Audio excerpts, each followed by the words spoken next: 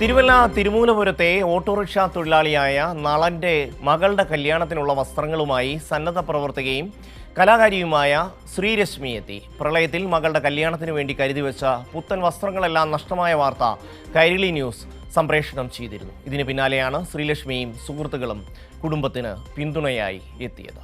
കല്യാണത്തിന് ഉടുത്തിറങ്ങാനുള്ള സാരി അങ്ങനത്തെ 31-ാം തീയതി കല്യാണം എല്ലാം നഷ്ടപ്പെട്ടു പോയി. ഞങ്ങൾക്ക് ഒന്നും എടുക്കാൻ പറ്റിയില്ല. ഇനി ഒന്നേന്ന് ഞങ്ങൾ തുടങ്ങണം. അതുപോലുള്ള സാധനങ്ങളെല്ലാം ഫുള്ളും. മകളുടെ കല്യാണം ഇനി എങ്ങനെ നടത്തുമെന്ന ദുഃഖത്തിലായിരുന്നു നളൻ. കരുതി വെച്ച വസ്ത്രങ്ങളൊക്കെ പ്രളയം കവർന്നെടുത്തു. അവിടേക്കാണ് മറ്റൊരു മകളായി ശ്രീരശ്മി കടന്നു വന്നത്. വലിയ സന്തോഷമെന്ന നളനും ഭാര്യയും.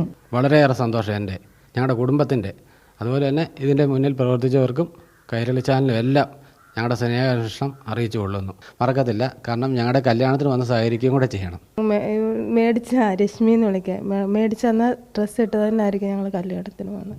കൈരളി ന്യൂസിലെ വാർത്തയിലൂടെയാണ് ശ്രീരശ്മി നളന്റെ ജീവിതാവസ്ഥ മനസ്സിലാക്കുന്നത്. ഇപ്പോൾ ഞാൻ കൈരളി ന്യൂസിലൂടെ ഇൻസ്റ്റഗ്രാമിൽ ത്രൂ ആണ് ഈ വീഡിയോ കണ്ടത്. അപ്പോൾ അതുപോലെ തന്നെ ഞാനൊരു ഇൻസ്റ്റഗ്രാം കുറിപ്പായിട്ടാണിത് അറിയിച്ചത്. അപ്പോൾ ഒത്തിരി ആളുകൾ സഹായമായിട്ട് മുന്നോട്ട് വന്നു. അതിൽ വലിയ സന്തോഷമുണ്ട്. ഞാൻ ഓർത്ത് വെക്കുന്ന 1-2 പേരെന്ന് വെച്ചാൽ, ഇപ്പോൾ കുട്ടനാട്ടിൽ നിന്നൊരു സഹോദരൻ വിളിച്ചു.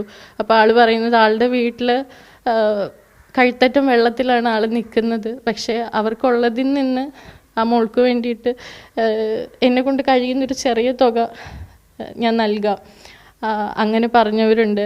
ഈ മാസം തന്നെ കല്യാണം ഉറപ്പിച്ചിട്ടുള്ള 1-2 പെൺകുട്ടികൾ അവരുടെ കല്യാണ ചെലവിൽ നിന്ന് ഒരു ചെറിയ എമൗണ്ട് അവരെ കൊണ്ട് കഴിയുന്നത് പോലെ തന്നിട്ടുള്ളവരുണ്ട്. ഒരുപാട് സന്തോഷമുണ്ട് ഇങ്ങനെയുള്ള പ്രവർത്തനങ്ങളുടെ ഭാഗമാകാൻ കഴിയുന്നത്. അങ്ങനെ മലയാളികൾ പ്രളയത്തെ ഒരുമിച്ച് അതിജീവിക്കുകയാണ്. കൈരളി ന്യൂസ്, പത്തനംതിട്ട.